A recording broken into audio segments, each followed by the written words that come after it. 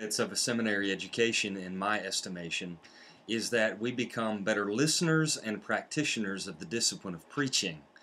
Oral performance is something that set our Christian ancestors apart.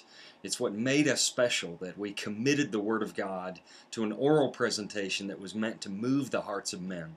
This week we're going to be traveling on what is essentially a historical journey through the way the Gospel of Mark has been preached. We're going to begin with St. Augustine from the 4th century, then move to Martin Luther at the time of the Protestant Reformation in the 16th century, then move to John Wesley, who of course forms the roots of the Pentecostal movement, then move on to one of the most famous preachers alive today, Barbara Brown Taylor, and I'm even forcing you to look at one of my pieces and give me some feedback as well.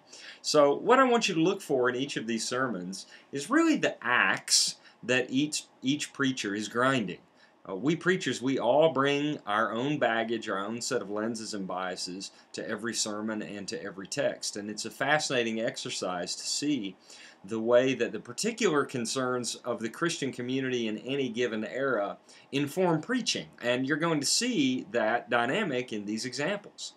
For example, Augustine is living during the time in which the Roman Empire finally dissolves.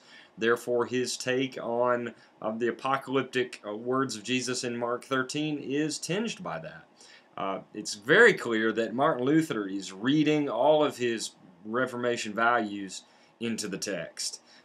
In the movement to John Wesley, we start to feel the sermon sound familiar to us with his focus on personal response and personal ethics. So I think you'll find this to be a fruitful exercise. The lay of the land is you're simply going to read each sermon and post your comments on it, kind of the good, bad, and the ugly, in each discussion board. All of those comments are due Monday night, and there is no reading outside of the sermons themselves. So I do trust this will be fruitful, and I look forward to engaging with you.